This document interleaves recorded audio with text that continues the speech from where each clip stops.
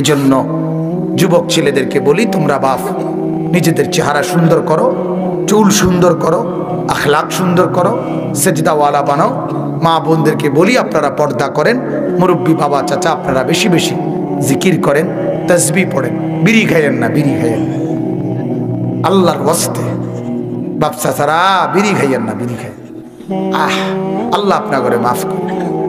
যে মুরব্বী বিড়ি খায় আমার বেশি শরম লাগে এবারে দেখলে। আমার তো মনে হয় এবারে শক্ত ডাকায়, শক্ত ডাকাইতে বেড়া এই বুড়া যে বেড়া বিড়ি খায় এবারে কলজা ফাত্তর শক্ত। এবার কত হলো আরো 200 বছর বাইশ মরতাম না। হ্যাঁ হ্যাঁ, নাইলে 60 বছরের বুড়া বেড়া বিড়ি খায় কেন? যার কবর দেখা যায়, কথা বোঝেন নাই আমার। আপনি তওবা করবেন কখন? আপনি নিজেকে পাক বানাবেন কখন বলেন? আপনি যার কবর দেখা যায়, এটা তো লজ্জার কথা, এটা অনেক বড় অহংকার যে আমি বিড়ি খাইয়ে আল্লাহকে বুঝাইতেছি যে আল্লাহ আমি আপনাকে কোনো পরোয়া করি না, মৃত্যুর কোনো পরোয়া করি না, মরলে মরছি কিন্তু বিড়ি খাইতে খাইতে মরছি। ছি ছি ছি ছি, এটা লজ্জার কথা কিনা বলেন না কেন? এই জন্য যত বয়স হয়ে গেছে আলহামদুলিল্লাহ, সবাই অনুরোধ, আমার দায়িত্ব এটা, আমি সবসময় বলি রাসূলুল্লাহ সাল্লাল্লাহু আলাইহি সাল্লাম কায়নাতের যিনি বাদশাহ, আল্লাহ তাআলার শ্রেষ্ঠতম প্রিয়জন যিনি, গোটা পৃথিবীও যদি নবীর কদমে দিয়ে দেয় তাইলেও কম হবে না, তেমন কিছু হবে না। আল্লাহর যে মালিক, যাকে গোটা পৃথিবী দিয়ে দিতে রাজি ছিলেন, সেই নবী মৃত্যু পর্যন্ত জিন্দেগি কাটাইছেন। এবং হুজরার মধ্যে যেখানে দরজা কেবল একটা, জানালা কেবল একটা, কোথায় বেডরুম, কোথায় ড্রয়িং রুম, কোথায় ডাইনিং রুম, কোথায় 2টা বাথরুম, কিচ্ছু কিচ্ছু নাই বাজা। এই জিন্দেগি কাটাই। আম্মা জান আয়েশা রাদিয়াল্লাহু তাআলা আনহা বলেন, ঘরে এই রুম যে এতটুকুতে আমরা থাকতাম নবীকে সাথে নিয়ে, আমি হুজরা কদ্দুর জায়গা ছিল ভিতরে ভেতরে। হযরত আয়েশা বলে মাঝে মাঝে আল্লাহর নবী হুজরার মধ্যে রাত্রিবেলা তাহাজ্জুদের নামাজ পড়তেন। কোথায়? হুজরায়। রাত্রে যখন তাহাজ্জুদ পড়তেন, হযরত আয়েশা বলে আমি পাশে ঘুমাইতাম, নবীজি উঠতেন, উঠে যখন নামাজে দাঁড়াইতেন, সেজদার টাইমে, কথাটা বুঝছেন, সেজদার টাইম হলে আল্লাহর নবী সেজদার কাছাকাছি গিয়ে আমার পায়ে, আয়েশা রাদিয়াল্লাহু তাআলা আনহা বলে স্ত্রী, আমার পায়ের মধ্যে আঙ্গুল দিয়ে খোঁচা দিতেন, মানে আঙ্গুল লাগাইতেন, লাগাইলে আমি পাও গুটাইতাম, পাও বটলাইতাম, বটলে পাও গুটাইলে জায়গা খালি হতো, আল্লাহর নবী সেজদা দিতেন। বলেন তো প্রশস্ততাটা কত বেশি? এই প্যান্ডেল সমান, ঠিক না? আহা, এ ছিল আল্লাহর নবী সাল্লাল্লাহু আলাইহি সাল্লামের বাসভবন। অথচ একজন ডিসির বাসভবন দেখে আইসেন, কুমিল্লা শহরে জেলা প্রশাসকের বাসভবন, কত বড় এরিয়া, পুলিশ সুপারের বাসভবন, জেলা দায়রা জজের বাসভবন দেখে আসেন, ইউনূস স্যারের বাসভবন দেখে আসেন, কথা কত বড়। হ্যাঁ, আর সরওয়ারে দু আলম, কায়নাতের বাদশা যিনি, আল্লাহর মাহবুব, তার ঘরে। আচ্ছা, উচ্চতা কদ্দুর ছিল? হযরত আয়েশা রাদিয়াল্লাহু তাআলা আনহা বলেন, আমরা যখন দাঁড়াইতাম ভেতরে, তখন এই উচ্চতা, সাইডের ওয়াল, মানে খেজুর গাছের এই সাইডের বেড়া এতটুকু উচ্চতা ছিল যে আমরা দাঁড়াইলেই স্বাভাবিকভাবে আমরা ওই বারান্দা বাহিরে আমাদের চোখ দিয়ে দেখতে পাইতাম। তাহলে কথা বলেন না কেন? এই যে আপনার এই প্যান্ডেলের যে সাইডের যেই পর্দাটা, এটা যে দুরুস আছে, এখন উপরের সামিয়ানা যদি খুলে ফেলে, একজন মহিলা দাঁড়াইলে স্বাভাবিকভাবে দাঁড়াইয়ে ওই পাশ দেখবো, কথা বুঝিনি আমার? তাহলে হাইট কি এখানে, এই হাইটটাও তো একজন মহিলার শরীরের চাইতেও কি উচ্চ বেশি না? এতটুকুও না, মহিলা তো স্বাভাবিকভাবে পুরুষের চাইতে হাইট কম হয়, কম হয় না? অতটুকুই ছিল যে উনি বলেন আমরা দাঁড়াইলে বাহিরটা ক্লিয়ার দেখতাম। এতটুকু কম, এতটুকু ছোট এই হুজরার মধ্যেই আল্লাহ নবী সাল্লাল্লাহু আলাইহি ওয়াসাল্লাম থাকতেন।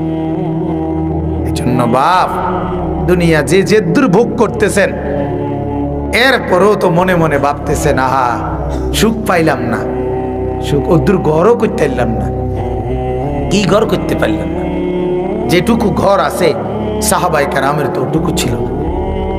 যার যতটুকু আছে ওনাদের তো এতটুকুও ছিল না বাজান, অথচ ওনারাই দামি। আমরা ঘরওয়ালা বাড়িওয়ালারা আসলেই কোনো দামি না। আবু বকর সিদ্দিকের যেই দাম, গোটা পৃথিবীর সবচেয়ে বড় বিল্ডিং ওয়ালারও তো সেই দাম নাই। আছে কি? কথা বলেন। আল্লাহ আমাদেরকে বুঝার তৌফিক দান করেন। অতএব আল্লাহ রাসূল সাল্লাল্লাহু আলাইহি সাল্লামের জিন্দেগি ছিল একদম সাদাসিধে। আমরা কিতাবে পড়ছি নবীজি কেন এই জীর্ণ শীর্ণ অবস্থাটা গ্রহণ করছেন, কেন? হাদিসে আছে আল্লাহর নবীকে আল্লাহ তাআলা বলছিলেন, বন্ধু আপনি যদি বলেন গোটা উহুদ পাহাড় আমি স্বর্ণ বানাইয়া আপনার পিছনে চালাইয়া দেই, চলতে থাকবে আপনার সাথে, যখন যা লাগে আপনি নিবেন। আল্লাহর নবী বলছে না রব্বুল আলামিন আমি নেব না, আমি চাই না, আমি আখিরাত থেকে চাই। কোথা থেকে চাই? কেন এটা করছে? এটার মধ্যে একটা হিকমত। এটা আল্লাহর নবী সাল্লাল্লাহু আলাইহি ওয়াসাল্লাম এটা বুঝাইতে চাইছেন, আমার উম্মতের কিয়ামত পর্যন্ত অভাবে পড়তে পড়তে, কষ্টে পড়তে পড়তে আমার উম্মত যদি সর্বোচ্চ অভাবেও পড়ে, তারপরেও আমি নবী যেই অভাবের কষ্ট সহ্য করছি, আমার উম্মত কিয়ামত পর্যন্ত কোনোদিন এত অভাবে কেউ পড়বে না। তাইলে সেই উম্মতও যেন বলতে না পারে হায় নবী তো ছিল এই জন্য উনি কইয়া গেছে আমল করতাম, আমার নাই আমি কেমনে করব? কথা বুঝছেননি আপনি? এ কথা বলার সুযোগ কারো জন্য নবী রাখে নাই। আজ যদি তিনি বিলাসবহুল বাড়ি গাড়ি অঢেল সম্পদের প্রাচুর্যের মধ্যে থাকতেন, তাহলে দুর্বল উম্মত, গরিব উম্মত, ফকির উম্মত কি বলতো? হ্যাঁ ওনার আসিল দেখে না কইতে আসছে, আমরার মতো অভাবে পড়লে তো এই না বুঝতো। নামাজ 5 ওয়াক্ত নি, 2 ওয়াক্ত পাওয়া যাইল নইলে এই একটা কথা কইতো। আজ কি বলবে? আজ কি বলবে? 3 দিনের ক্ষুধার্ত যদি কোনো উম্মত হয়, আল্লাহর নবী বলবে আমার উম্মত 3 মাস আমার ঘরের চুলায় আগুন জ্বলে নাই। এটা হাদিস।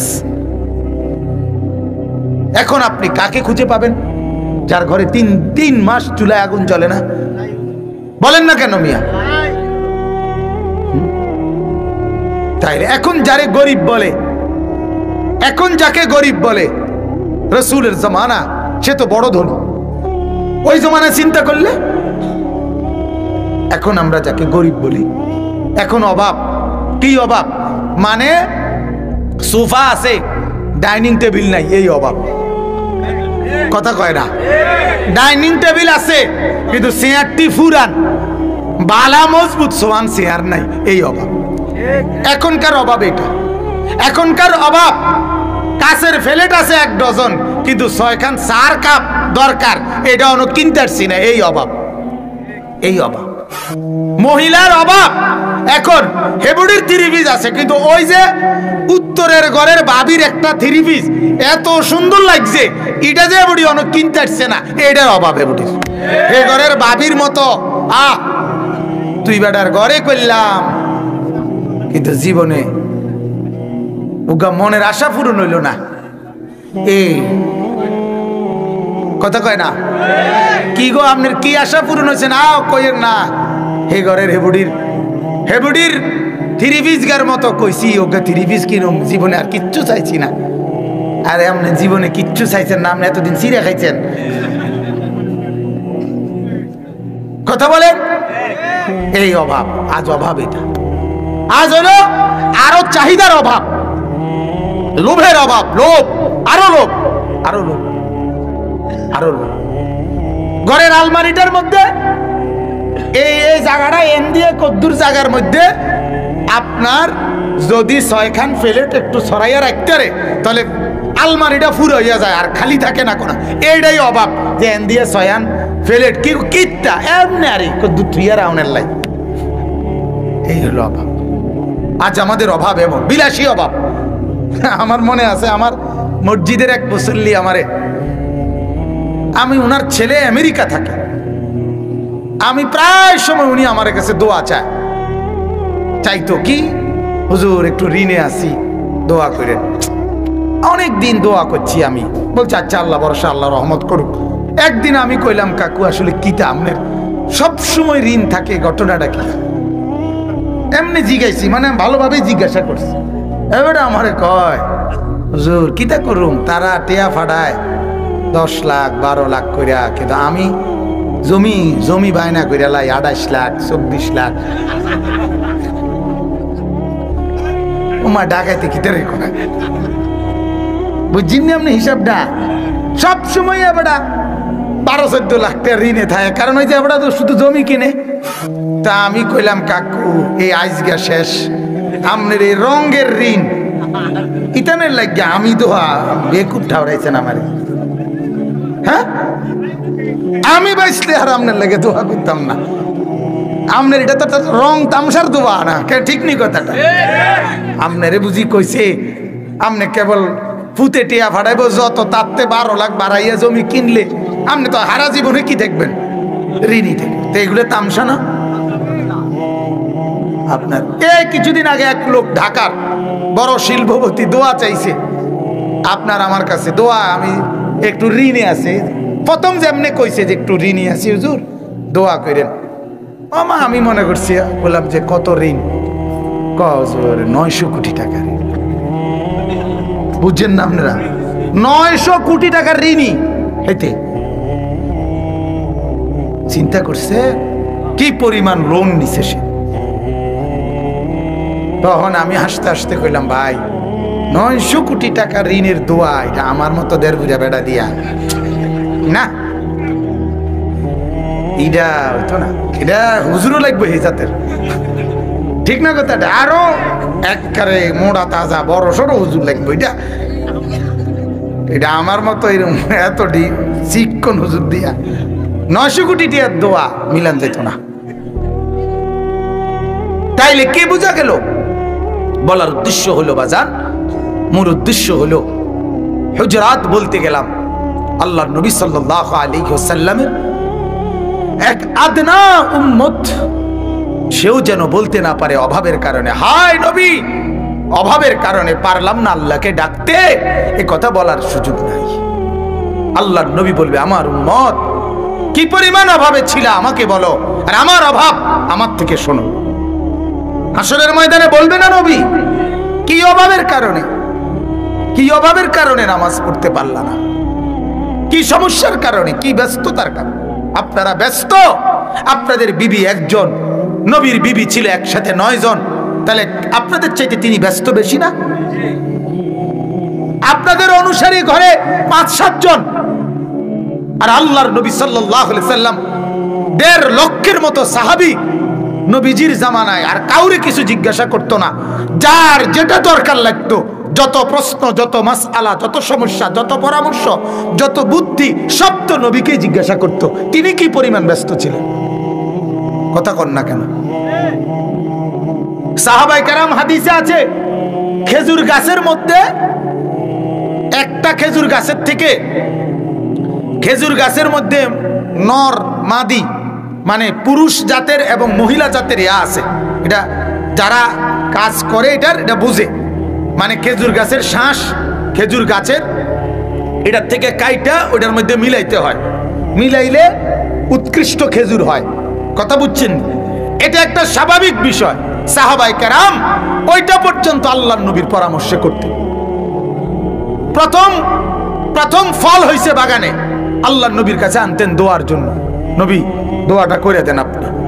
তাইলে ছোট্ট থেকে ছোট্ট দুনিয়াবি বিষয় পর্যন্ত নবীজির কাছেই তারা জিজ্ঞাসা করতেন। তাইলে কি পরিমাণ ঝামেলা প্রতিদিন পোহাইতে হইতো, কত জনের কত হাজার প্রশ্ন উনি সহ্য করতে হইতো না? তার কারণে ওনার নামাজ ছুটছে কয় বেলা, আল্লাহর জিকির ছুটছে কয় বেলা। আপনি আমি পান খাইতে খাইতে সময় নাই, বন খাইতে খাইতে সময় নাই, বিড়ি খাইতে খাইতে আমাদের সময় নাই। আফসোস। এজন্য বাজান আমরা অনুরোধ করছি, আবারও বলছি, এই সূরা হুজরাত বলে বললাম, দুনিয়ার বিলাসিতা কমান, আখিরাত বাড়ান। আল্লাহর নবী সাল্লাল্লাহু আলাইহি সাল্লাম বলেছেন, আল্লাহুম্মা লা আইশা ইল্লা আইশাল আখিরা। ও আল্লাহ, আমি দুনিয়ার সুখ চাই না, আমি আখিরাতের সুখ চাই। কোথাকার সুখ চাই বলেন? আখিরাতের সুখ চাই। তো এই সূরার মধ্যে আল্লাহ তাআলা আমাদেরকে বলতেছেন, ইন্নামাল মুমিনুনা ইখওয়া। হ্যাঁ, চূড়ান্ত একটা মূলনীতি আল্লাহ বলে দিছে, ইন্নামাল মুমিনুনা ইখওয়া। তোমরা যারা মুমিন, গোটা পৃথিবীতে তোমরা যারা ঈমানদার, শুধুমাত্র তোমরাই পরস্পর ভাই ভাই। ঈমানদার তুমি মনে রাখো, তুমি কেবল ভাই, তুমি তোমার ভাই, এটা আরেক ঈমানদার কি মনে করবা। ঈমানবিহীন অন্য কেউ তোমার ভাই, অন্য কেউ তোমার বন্ধু হইতে পারে না, অন্য কেউ ফ্রেন্ড হইতে পারে না, বন্ধু হইতে পারে না, ভাই হইতে পারে না। পরিচিত হইতে পারে, সামাজিকতা চলতে পারে, কোনো সমস্যা নাই, ব্যবসা চলবে, বেচা কিনা চলবে, লেনদেন চলবে, একসাথে অটো সিএনজি আসা যাওয়া চলবে, হাসিও দেবে, কিন্তু ভাই আমার, বন্ধু আমার, সে শুধুই কেবল ঈমানদার। আজকে মোবাইলে অগণিত ছেলে ফেসবুকে, ইউটিউবে, ফেসবুকে খুব সম্ভব যারা ফ্রেন্ড বানায় সারা পৃথিবী, আমার মোবাইলে ফ্রেন্ড আছে 3000, মোবাইলে ফ্রেন্ড আছে 2000। না না, মুসলমান যদি কাফের হয়ে থাকে সে ফ্রেন্ড হইতে পারে না, কোন বেঈমান ইমানদারের ফ্রেন্ড হইতে পারে না।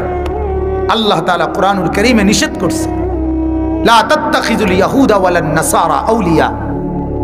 আল্লাহ বলে ইহুদিকে বন্ধু বানাইও না, খ্রিস্টানকে বন্ধু বানিও না। আল্লাহ কোরআনে বলছে, ওয়ালা তাত্তাখিযু মিন দুনিহি আউলিয়া। আল্লাহকে বাদ দিয়ে, আখিরাতকে বাদ দিয়ে আর কাউকে বন্ধু বানাইও না। ঈমানদারের বন্ধু ঈমানদার, ঈমানদারের ভাই ঈমানদার। আমরা মুমিন, পরস্পর ভাই ভাই। হ্যাঁ, বলে তাদেরকে বাদ দেও না। বাদ দিবেন কেন? ইসলামের মধ্যে অমুসলিমের সাথে সম্পর্ক কি হবে এ ব্যাপারে ইসলামের বিধিবিধান স্পষ্টভাবে আছে। আছে কিনা বলেন না কেন? আছে। ইহুদির সাথে লেনদেন হইতে পারে, ইহুদির সাথে আপনার ব্যবসা হইতে পারে, ইহুদির সাথে বেচা কিনা হইতে পারে, ইহুদির সাথে যোগাযোগ হইতে পারে, ইহুদির সাথে হাই হ্যালো হইতে পারে, কিন্তু বন্ধু হইতে পারে না, ভাই হইতে পারে না। ইন্নামাল মুমিনুনা ইখওয়া। আল্লাহ বলে নিশ্চয়ই মুমিনরাই কেবল ভাই ভাই। কারা কারা ভাই ভাই? মুমিন। ফাআসলিহু বাইনা আখাওয়াইকুম। এরপরে আল্লাহ বলে, অতএব তোমরা ঈমানদার, একজন আরেকজন যেহেতু ভাই, তাইলে তোমাদের নিজেদের মধ্যে সম্পর্ক হবে এই যে তোমরা একে অপরের মধ্যে শুধুই কেবল সংশোধন করবা, মিলাইয়া দিবা যতটা সম্ভব। একজন ঈমানদারের কাছে আরেকজন ঈমানদারের দাবি এটা, সে তাকে শুধু শুধরাইয়া নিবে, সে তাকে শুধু কাছে টেনে নিবে, সে তাকে সংশোধন